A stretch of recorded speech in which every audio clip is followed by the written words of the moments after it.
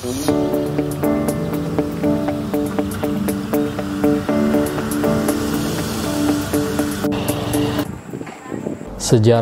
Stasiun Klimatologi Papua Selatan, awal dibangun kantor ini mulai dari tahun 2015. Dulu masih dikoordinir dari Stasiun Meteorologi MOPA Merauke. Dan mulai beroperasi kantor ini tahun 2017 sampai sekarang. Stasiun Klimatologi Papua Selatan sudah berganti nama nomenklatur sebanyak 2 kali. Yang pertama Stasiun Klimatologi kelas 4 Tanah Miring, kemudian Stasiun Klimatologi Merauke, dan yang sekarang Stasiun Klimatologi kelas 4 Papua Selatan. Saat ini Stasiun Klimatologi kelas 4 Papua Selatan memiliki fasilitas berupa gedung kantor. Di dalamnya terdiri dari ruangan operasional, ruangan teknisi, ruangan administrasi, dan juga kami ada mempunyai taman alat. Dan kami mempunyai jaringan pengamatan yang tersebar di hampir seluruh Provinsi Papua Selatan. Kami mempunyai pos hujan pengamatan yang saat ini berjumlah 28 pos hujan kerjasama. Kemudian kami mempunyai 9 alat tama otomatis berupa ARG dan AWS yang tersebar di seluruh wilayah Provinsi Papua Selatan. Dari fasilitas tadi kami menghasilkan produk Stasiun Klimatologi Papua Selatan yang digunakan oleh user kami berupa produk informasi iklim bulanan yang di dalamnya terdapat informasi analisis curah hujan dasarian dan bulanan, kemudian informasi perakiraan curah hujan dasarian dan bulanan, serta kami juga saat ini sedang berusaha membangun sebuah produk informasi baru berupa informasi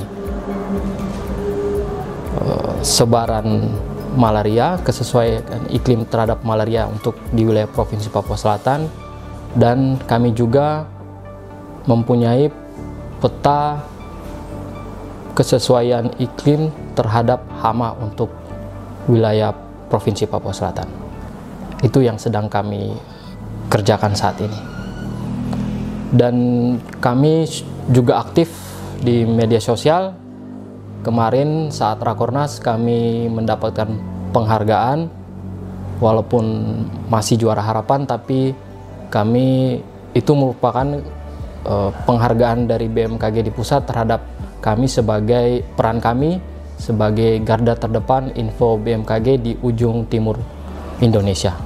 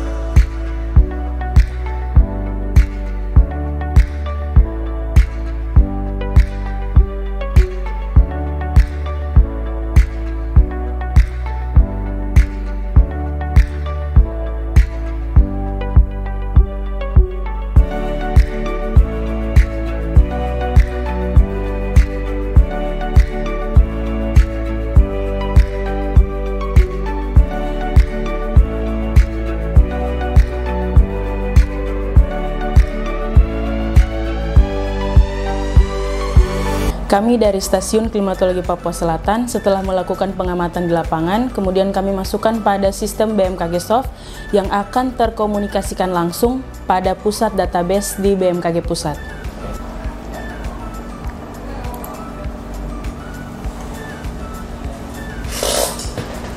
Berikut merupakan display dari alat digital soil moisture yang ada di Taman Alat Stasiun Klimatologi Papua Selatan.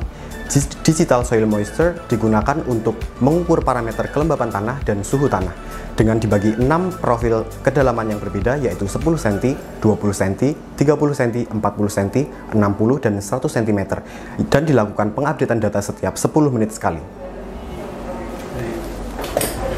Saat ini untuk wilayah kerja Stasiun Klimatologi kelas 4 Papua Selatan masih mengcover sebagian besar provinsi Papua Tengah, yaitu masih dominan untuk Kabupaten Mimika dan sebagian Nabire serta Ndungga dan pegunungan dengan Lani Jaya ini yang secara administrasi sudah masuk pegunungan Papua Pegunungan Tengah. Namun karena kebutuhan operasional, Stasiun Klimatologi diberikan mandat untuk Klimatologi kelas 4 Papua Selatan diberikan mandat untuk membuat produk informasi iklim untuk sebagian wilayah Papua Tengah. Untuk zona musim atau wilayah ZOM di Papua Selatan sendiri, yang dulunya 1 ZOM setelah normal yang baru dibagi menjadi 13 ZOM. Untuk ZOM yang jelas batasan musimnya antara musim hujan dan musim kemarau itu dominan berada di selatan Provinsi Papua. Itu sebagian besar Kabupaten Merauke dan sebagian Mapi dan Bovendigul. Kemudian dari peta sebaran ini kami merasa masih membutuhkan titik-titik pengamatan sehingga akurasi kami bisa lebih, prediksi kami untuk curah hujan bisa akurasinya bisa baik. Pentingnya informasi musim dan prediksi curah hujan bulanan baik dasarian juga ini menjadi penting karena hampir sebagian besar wilayah Kabupaten Merauke masyarakatnya menggunakan tada hujan, di mana ini membantu kehidupan sehari-hari masyarakat di sini, sehingga sangat penting sekali informasi musim dan prediksi curah hujan bulanan serta dasarian. Pentingnya informasi kekeringan untuk wilayah Papua Selatan. Pernah terjadi kejadian saat kejadian El Nino tahun lalu sekitar bulan Oktober, hutan di belakang Stasiun Klimatologi kelas 4 Papua Selatan terbakar, dan waktu itu benar-benar sangat kering sehingga angin ditambah dengan angin yang bertiup membuat api cepat menyebar dan hampir membuat sekitar Stasiun Klimatologi Papua Selatan terbakar. Kerjasama yang dibangun dari Stasiun Klimatologi Papua Selatan dengan stakeholder terkait, yang pertama dari Dinas Pertanian, kami rutin membangun kerjasama, terlebih saat kami melakukan kegiatan sekolah lapang iklim.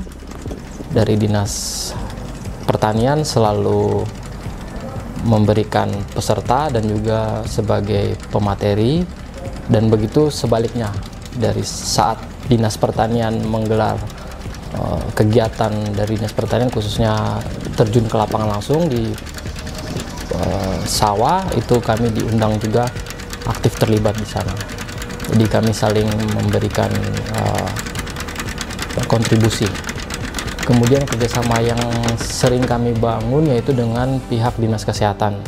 Ini dimana menjadi concern kami untuk beberapa tahun ke depan untuk membuat bersama-sama dengan Dinas Kesehatan Provinsi Papua Selatan membuat sebuah produk tadi yang sudah kami sebutkan, peta kesesuaian iklim terhadap malaria, sehingga mendukung juga program dari Dinas Kesehatan untuk bebas malaria di 2030 untuk wilayah Papua. Dan yang ketiga, kami juga aktif dengan saling bekerja sama dengan Dinas BPBD, di mana mereka membutuhkan prediksi kami, terutama saat musim kemarau, di mana di sini juga memiliki potensi kebakaran hutan dan lahan. Stasiun Klimatologi kelas 4 Papua Selatan, Garda